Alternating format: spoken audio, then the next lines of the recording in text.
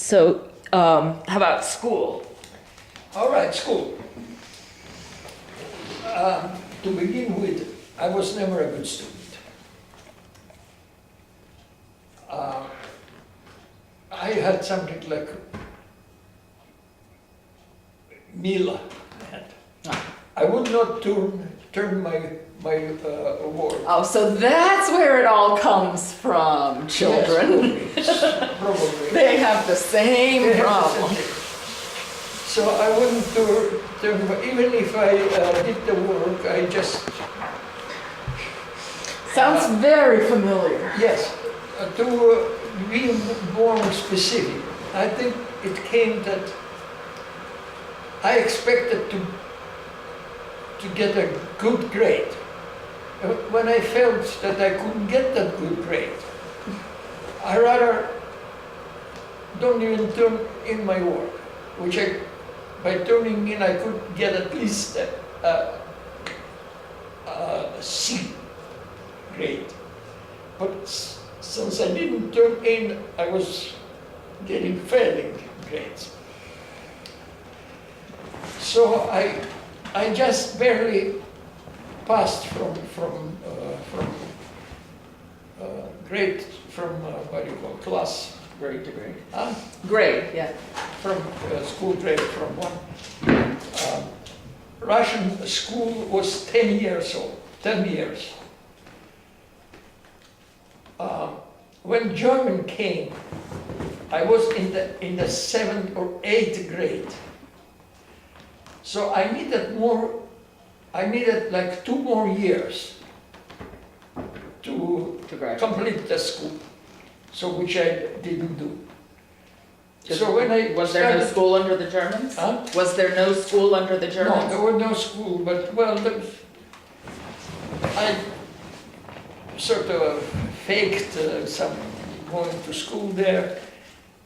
But for later in Austria, when I applied for university, for school, I needed some documents because I couldn't provide them with my Diploma.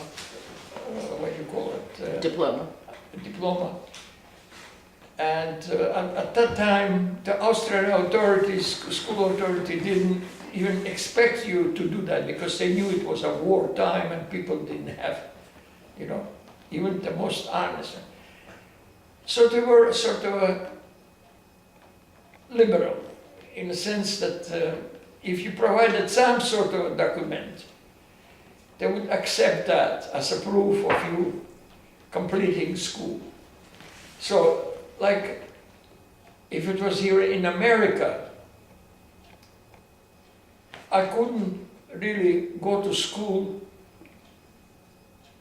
without taking the test. What do you call that? The tests that... Which test? There's the English language test. No, not English language. SAT? SAT, yes. So I was able to start going to college based on that sort of fake documents of my graduating, in Ukraine, where I lived, on our way to Germany. We lived in the city of Dnipropetrovsk. That period of my life in Dnipropetrovsk is very, for me it was very interesting because I met people my age that I associated with. They were nice kids with party, and I was sort of involved. How old were you then? About 16 years old. I could tell more exactly. It was in 1942, 43. So I figured out how old I was in 1942. How old are you now? How old am I now? Yeah. God, I know, 83, I guess.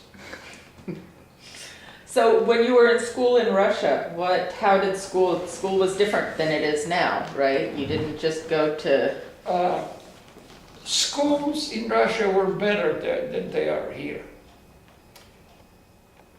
There was better teaching. The only problem was disciplinary, because the Russian kids were very unruly, and keep them control in classroom was difficult for teachers. Only few teachers was able to do that. But most of the teachers could control the kids. And there was a lot of this disruption during the classes. And because of that, I didn't really learn much in school. I had to do quite a bit of homework, which I didn't do. And somehow they would pass me from year to year,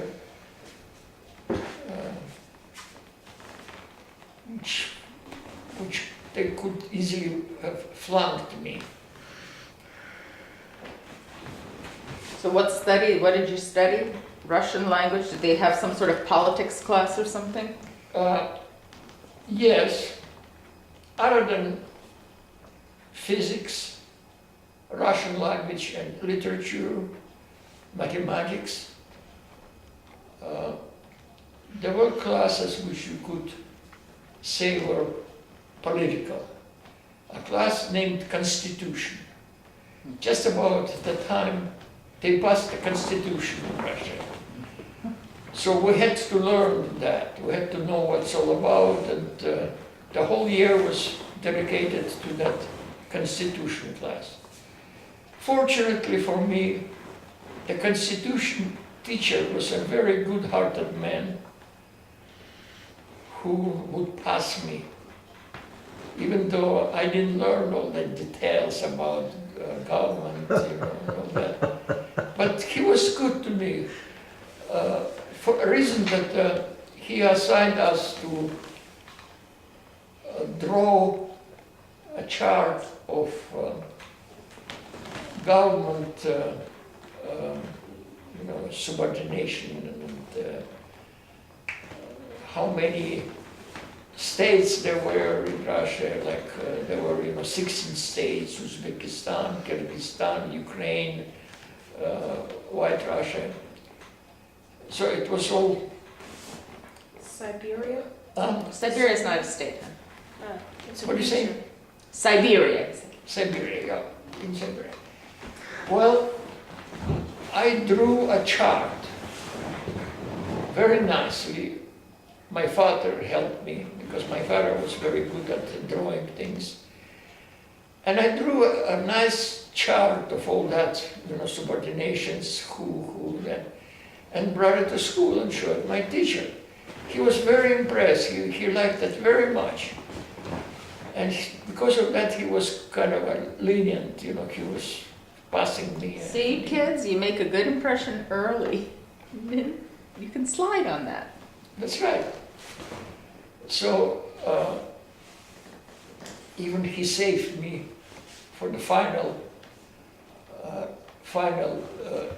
test, which come at the end of the year. Well, I wouldn't have to describe how it works, but there I was at the blackboard, subject to his questions. So he asked me questions based on that chart. All I had to do is just to remember, the chart, and I was answering him that. And well, interesting, which is very important to describe that. Usually, in every class, there was a representative of education board, city education board, who would send a representative to make sure that the teacher ask the right things and all that. Usually it was an old man who was a party member, but he was not really a teacher. He was just a government employee. So I remember I came to the exam and that teacher asked me certain questions and I didn't know how to answer. But then he pointed to the board and my chart that I drew was there. And he asked me to and, sort of describe what it's all about, which I did. He was happy, and that representative from Board of Education was also happy that I did well. And so I was getting a passing grade. And then I remember that teacher, who was a Constitution teacher, was telling me, you boys, you realize that you have to get through with a good grade, because when you want to enter university, they would check and see if you took courses on government. So you have to be able to show that you had attended and had good grade. If you don't have that good grade, if you have some sort of a C, you may not be able to admit it to university. So better make sure that you have a good grade. And he was giving us good grades, although he knew that we were stupid and didn't know. But because he was such a good man, he was trying to help us out. Because he knew that it's really pretty useless to know that Constituция stuff, except for... What do you say? Saying, did he think it was the actual knowledge was useless, it was just important to get... He didn't care if it was useless. He only cared that we had on record that we attended that we passed a good grade. And it would be very useful to, if we wanted to enter the Komsomol, young, what do you call it, young communist, Komsomolцы. If they would not accept me in that Komsomolцы, I would have a lot of difficulties entering university. They wouldn't accept you if you had bad grade with that. And you can't go to university unless you're in the Komsomol?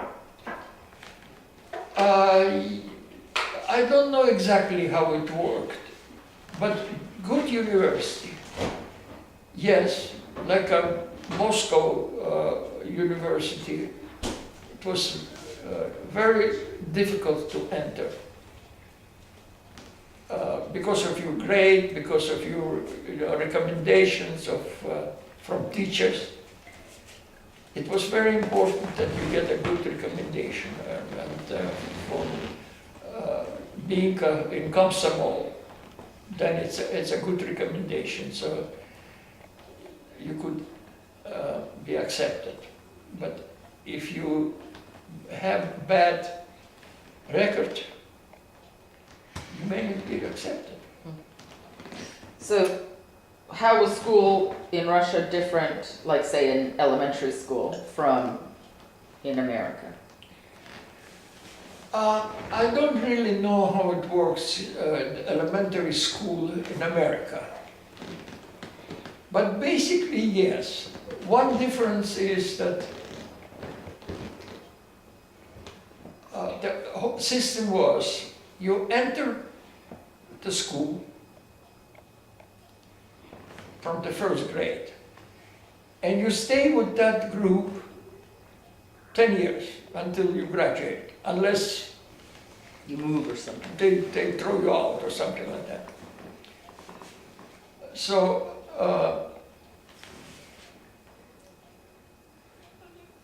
it wasn't a bad thing when I analyze it now. First of all, it was a strong group of you contemporary, or what do you call it, congenial Peers. peers, that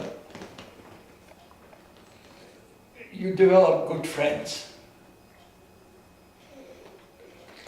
through the whole life. That many times that were your best friends in later life. Because friends that you make when you are young, you keep it all your life. So it was very good. So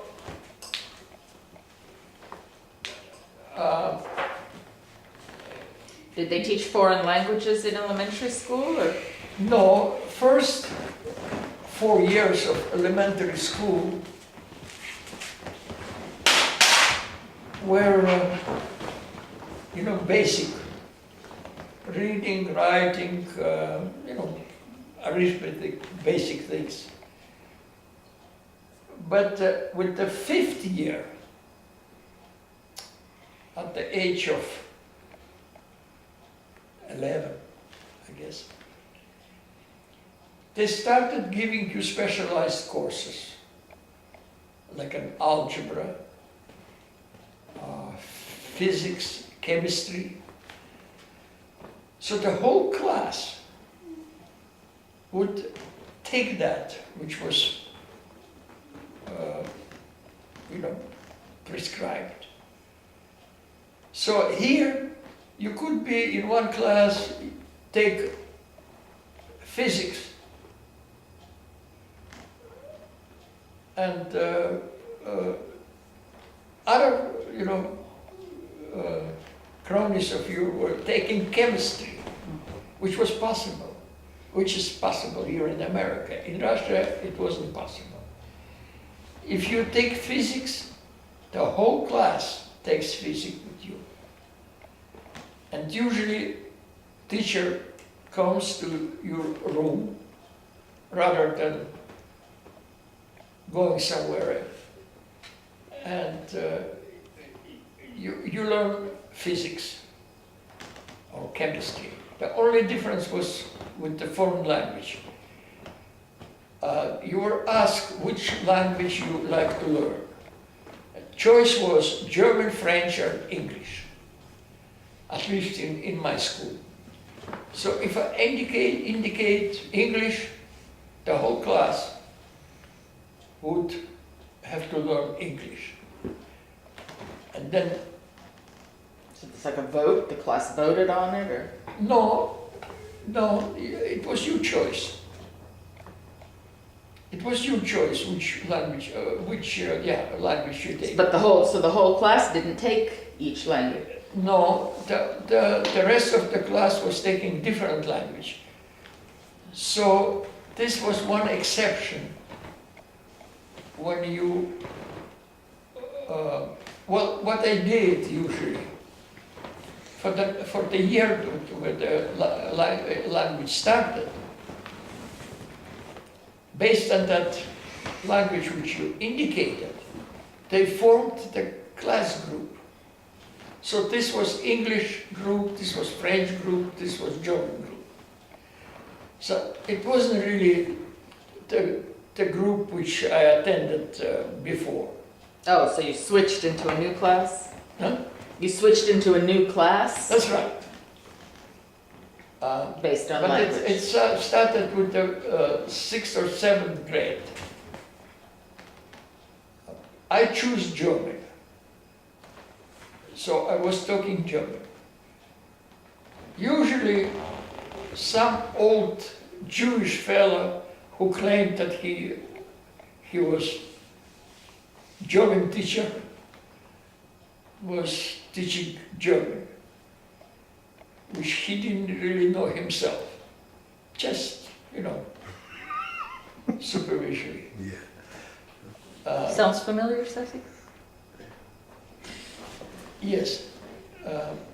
So I indicated German, and I was in that, they formed a new class. That was at the 5th grade. And that group, the German group, was staying the rest of. So there were some people from your old class from before That's that right. also wanted German, and Yes. maybe from some other classes Yes. also, Yes, and exactly. you form a new group. Yes, exactly. And the one who wanted to take French or English Mhm. had to form their own new class. Mm. And it so happens that the German was most popular language, so that most people were taking German. Very few were taking English or French. Very few. I would say 10% was taking French or English. But 90% were taking German. And I was in that German group, so It's probably wise that they took German, given what happened later, right? what? It's probably good that they took German, considering what happened later. Yes, yes. Of course it wasn't enough because the teaching was very poor. Usually it was a very unprofessional guy who was teaching foreign languages. And he couldn't control the class. It was, completely uncontrolled situation. When teacher walks in, people were doing all sorts of things rather than paying attention to him. Some were reading books, some were talking to the neighbor, and the teacher, instead of teaching the language, was trying to control people, control them, don't do that, don't pay attention, don't, this very different disciplinary activity. So I was in a German class, and I remember that I learned very little from German. Besides, it so happened that before going to school, I was attending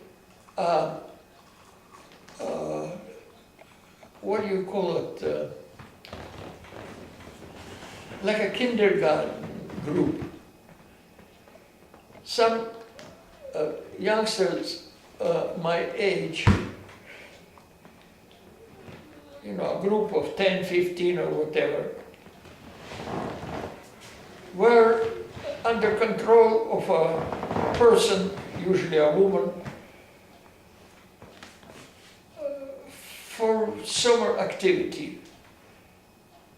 She would take us to the garden to entertain us all day. It was very educational, I would say. But she was supposed to teach us the language.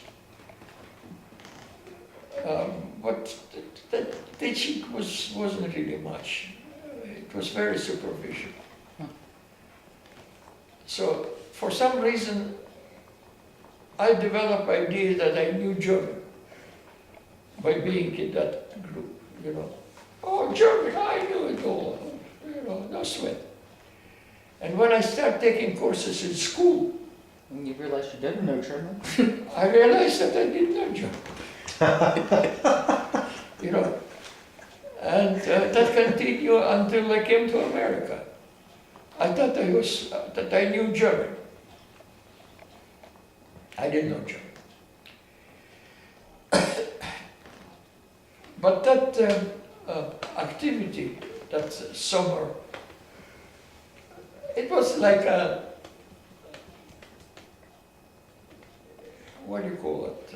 Like daycare? Daycare. Well, of course, now the one activity that was very important, that in the summer I was giving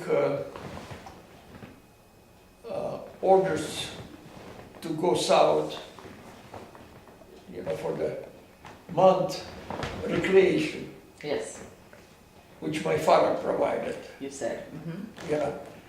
And I enjoyed that very much because there we had a group of contemporary guys and girls. And it was more or less supervised activity. Mostly directed at your training for military action. You know, there were some sort of groups that were pretending to be fighting a war. Did they get to shoot a gun? Huh? Did you get to shoot a gun? No, nobody was allowed to have a gun. As a matter of fact, the gun control was very strict in Russia. Very few people were allowed to have a gun. There was a group of hunters who registered as hunters, and they were allowed to have a gun and hunt. So, a friend of our house, friend of my father, was one of his guys who had a gun and who was going hunting. And one day he took me hunting with him. Well, we didn't really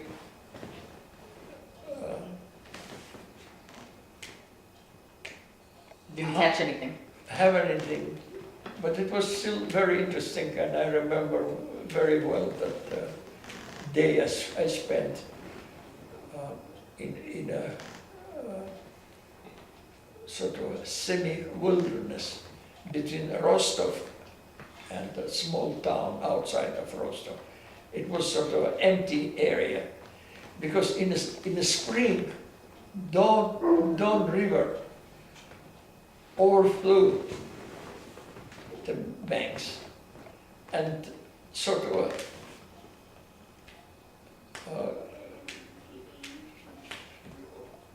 overflowed the area there, which was considerable. It was all on the left side of the Don River.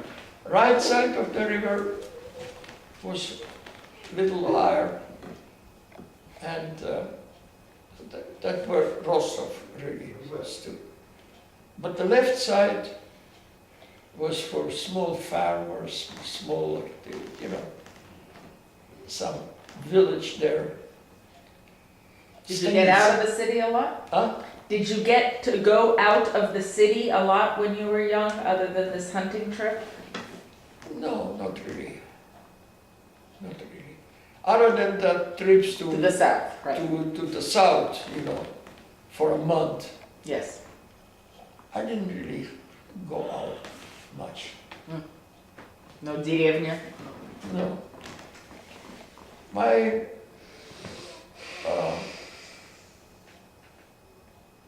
most interesting activity was chess. So I played chess with, you know, my colleagues, my schoolmates, and I liked that very much. So my father was a good chessman, and he taught me at the beginning how to play chess. So eventually I was as strong as he was. But it wasn't really important because А как назывался лагерь этот пионерский на Черном море? Вы не помните? Черное море? Да. Gelendzhik. Как Геленджик? Gelendzhik is a little small town there in the Black Sea, На Кавказе. the Caucasus. So places belong to different groups in town. Like factory which was in Rostov, let's say, tobacco factory, had their own place, which when they sent their kids, that they supported that activity and everything. So it was